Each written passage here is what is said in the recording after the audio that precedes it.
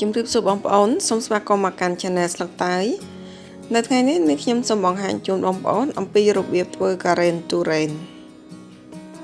ចំពោះបងប្អូនថ្មីៗដែលមិនធ្លាប់បានចុច Subscribe ដល់ Channel របស់ខ្ញុំសូមកុំភ្លេចចុច Like Share Subscribe និងចុចសញ្ញារូបកណ្ដឹងដើម្បីទទួលបាននូវវីដេអូថ្មីៗពី Channel របស់ខ្ញុំចាការ៉េនទូរ៉េននេះមិនមានគ្រឿងផ្សំអ្វីដែលជាស្មុគស្មាញច្រើននោះទេនៅពេលនេះគឺខ្ញុំប្រើសាច់ទុរេនចំនួន300ក្រាម Whipping cream ចំនួន500 ml ទឹកដោះគោខាប់130 ml និងទឹកដោះគោ Teapot Extra ចំនួន250 ml បើបងប្អូនមិនមាន Teapot Extra នោះទេបងប្អូនអាចប្រើជាទឹកដោះគោស្រស់យ៉ាងធម្មតានឹងក៏បានដែរសាច់ទុរេនចំនួន300ក្រាមឬក៏3ខាំហ្នឹងគឺខ្ញុំបានបកយកសម្បកហើយនឹងគ្រាប់ចេញអស់ចាគឺគិតតែចំនួនសាច់ទុរេនតែប៉ុណ្ណោះបរិមាណសាច់ទុរេននេះបងប្អូនអាចថែមថយទៅតាមចំណង់ចំណូលចិត្តរបស់បងប្អូនទឹកដោះគោ Teapot Extra ចំនួន250 ml ទឹកដោះគោខាប់ចំនួន130 ml ហើយនិងសាច់ទុរេនចំនួន300ក្រាមនេះខ្ញុំនឹងយកទៅក្រឡុកឲ្យម៉ត់ដូចនេះខ្ញុំបានបញ្ជាក់ពីខាងដើមបំបញ្ញមិញនឹងហើយថាបើសិនជាបងប្អូនមិនមាន Teapot Extra ទេគឺយើងអាចប្រើទឹកដោះគោស្រស់ជំនួសក៏បានដែរចំពោះទឹកដោះគោខាប់នេះបងប្អូនអាចថែមថយទៅតាមចំណង់ចំណូលចិត្តរបស់បងប្អូនចាបើសិនជាបងប្អូនយល់ថាចង់ផ្អែមជាងនឹងបងប្អូនអាចបន្ថែមបរិមាណច្រើនជាងនឹងពីព្រោះនេះខ្ញុំដាក់តែប៉ុណ្្នឹងគឺគិតថាវាល្មមផ្អែមល្មមមិនជាផ្អែមខ្លាំងនោះទេដោយសារសាច់ទុរេនក៏មានរសជាតិផ្អែមណាស់ដែរដោយសារតែខែនេះគឺជារដូវកាលដែលសម្បូរទុរេនហើយក៏ជិតផុតដែរដូច្នេះខ្ញុំព្យាយាមចេញវីដេអូមួយចំនួនដែលតាក់ទងទៅនឹងទុរេនដែលយើងអាចយកមកកែច្នៃធ្វើជាបង្អែមឬក៏ជានំផ្សេងសាច់ទុរេនរបស់ខ្ញុំបានក្រឡុកម៉ត់រួចហើយគឺខ្ញុំទុកមួយអន្លើសិនជំហានបន្ទាប់គឺការធ្វើ Whipping cream Whipping cream នេះគឺខ្ញុំប្រើម៉ាកនឹងចាបងប្អូនអាចប្រើម៉ាកផ្សេងក៏បានដែរ Whipping cream ចំនួនកន្លះលីត្រឬក៏500 ml ហ្នឹងចាក់ចូលនៅក្នុងចានមួយរួចហើយយើងវាយដោយម៉ាស៊ីនវាយពងទាហ្នឹងវាយរហូតដល់តែ Whipping cream នេះឡើងខាប់ល្អការប្រើ Whipping cream ដើម្បីធ្វើការ៉េមកៃហ្នឹងនៅពេលដែលយើងញ៉ាំការ៉េមទៅគឺមានធំក្លិនទឹកដោះគោចំពោះបងប្អូនដែលមិនចូលចិត្តក្លិនទឹកដោះគោទេគឺគេអាចប្រើម្សៅឆាលាយជាមួយនឹងខ្ទិះដូងវិញ Whipping cream គឺខ្ញុំវាយឡើងខាប់ល្អហើយរួចហើយចាក់សាច់ទុរេនដែលបានក្រឡុកជាមួយនឹងទឹកដោះគោនោះចូលដើម្បីច្របល់ជាមួយនឹង Whipping cream រយៈពេលនៃការវាយ Whipping cream ហ្នឹងគឺមិនប្រើរយៈពេលយូរទេចន្លោះប្រហែលជាពី5ទៅ10នាទីយ៉ាងយូរតែប៉ុណ្ណោះចា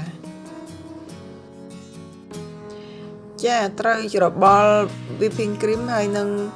សាច់ទុរេនដែលលាយជាមួយនឹងទឹកដោះគោនោះរហូតទាល់តែចូលសព្វសាច់គ្នាតែមួយទៅចាក់ចូលនៅក្នុងប្រអប់ទុរេននេះចំពោះអ្នកខ្លះក៏គាត់មានចំណង់ចំណូលចិត្តថាឆ្ងាញ់តែអ្នកខ្លះទៀតជាពិសេសគឺជនជាតិបរទេសឬក៏បារាំងហ្នឹងគាត់ធំក្លិនទុរេនក៏គាត់ពិបាកនឹងទ្រាំដែរចាចំពោះបងប្អូនខ្មែរយើងមួយចំនួនជាពិសេសក្មេងៗតូចៗក៏គាត់មិនសូវជាចេះញ៉ាំទុរេនណាស់ដែរនៅពេលដែលចាក់រួចហើយគឺយើងអុកប្រអប់របស់យើងបន្តិចទៅចំពោះប្រអប់ដែលយកមកធ្វើជាការ៉េមហ្នឹងបងប្អូនអាចប្រើជាប្រអប់ជ័រឬក៏ប្រអប់កែវអញ្ចឹងក៏បានដែរចាយើងមានអីយើងដាក់នឹងទៅតាមសម្ភារៈដែលយើងមានជាក់ស្ដែងនៅក្នុងផ្ទះនេះខ្ញុំប្រើប្រអប់ជ័រមួយហើយនិងប្រអប់កែវមួយនៅសល់ការ៉េមបន្តិចគឺនេះខ្ញុំចាក់ចូលទៅក្នុងប្រអប់សម្រាប់ធ្វើការ៉េមរបស់ក្មេងៗតូចៗហ្នឹងចាពីព្រោះក្មេងៗក៏ឃើញការ៉េមដែលយើងចាក់ចូលនៅក្នុងពុម្ពរៀង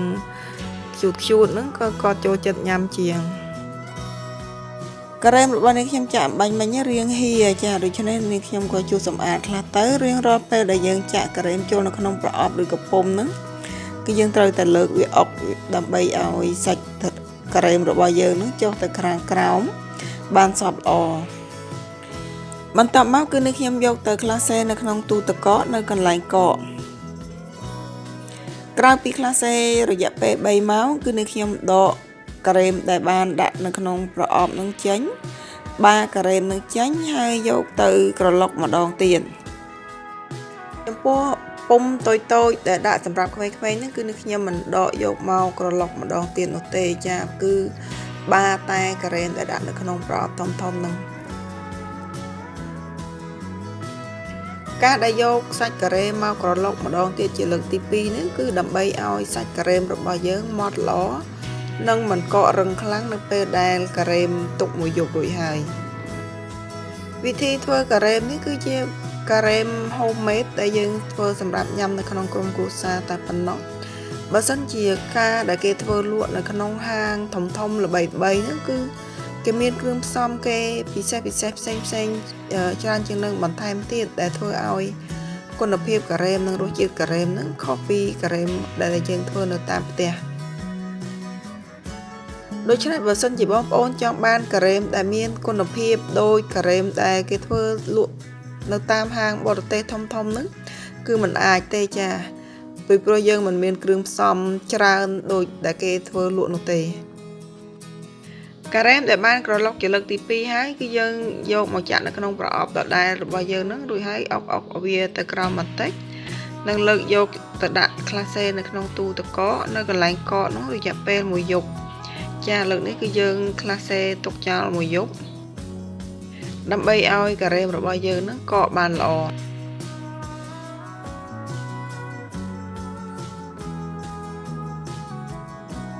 ការ៉េមបានទុកឲ្យកកចំនួន1យប់រួចហើយនេះខ្ញុំនឹងលើកចូលមកបង្ហាញជូនបងប្អូនតើសភាពហើយនឹងសាច់ការ៉េមហ្នឹងបែបណាខ្លះការ៉េមដែលលើកចេញពីទូទឹកកកភ្លាមៗហ្នឹងគឺវាមានសភាពរឹងចាដើម្បីឲ្យងាយស្រួលដួសយើងអាចទុកនៅខាងក្រៅហ្នឹងឲ្យវាចុះត្រជាក់បន្តិចប្រហែលជា5ទៅ10នាទីទៅចាំយើងយកប្រដាប់ចូលការ៉េមហ្នឹងមកដួសក្រោយពីទុក5ទៅ10នាទីនៅខាងក្រៅនោះសាច់ការ៉េមរបស់យើងរាងជ្រាបបន្តិចនោះងាយស្រួលដួសហើយចំពោះការទទួលទានការ៉េមនេះបងប្អូនដែលចូលចិត្តផ្អែមអាចបន្ថែមទៅដល់គោខាប់ចាក់ពីលើបន្ថែមទៀតក៏បានដែរ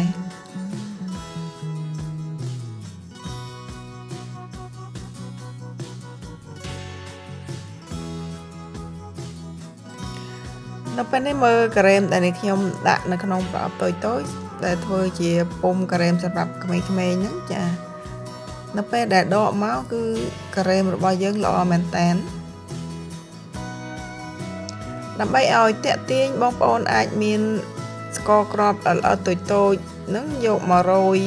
ពីលើឲ្យក្មេងៗគាត់ទទួលទានក៏កាន់តែល្អដែរចារួចរាល់ហើយការធ្វើការ៉េមកៃដែលមានរសជាតិទុរេនដោយខ្លួនឯងនៅតាមផ្ទះនេះចាយើងអាចទទួលទានដោយបន្ថែម